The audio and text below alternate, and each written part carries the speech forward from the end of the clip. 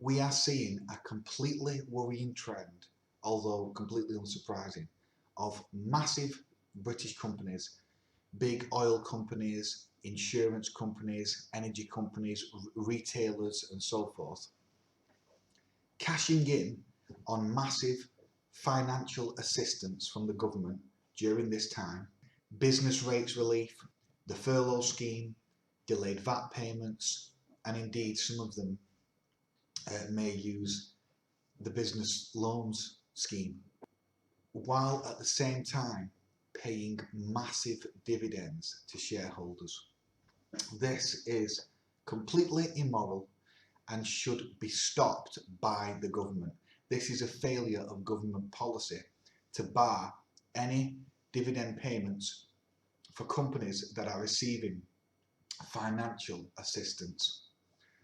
We should also be, as I've mentioned in other videos, requiring equity shares in any company, well, at least any of the big companies that we give financial assistance to, so that the British taxpayer earns income on those future profits, and that income could pay for public services and other things. For instance, we've given over 500 million to Tesco's in business rates relief, and yet Tesco's are paying, it's reported on Socialist Worker, 900 million to shareholders in dividends.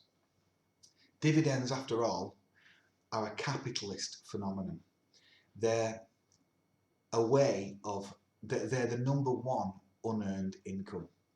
So you could have shares in a company, whether you've done a drop of work for that company or what, you can make money off the profit of those workers.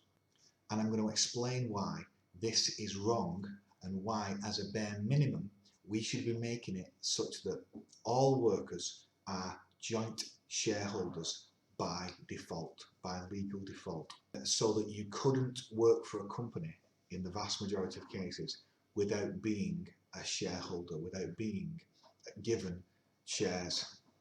And many other aspects of company law need to be reformed, such that workplaces are by default democratised, and we have a general assembly in each workplace based on the principle of one worker, one vote.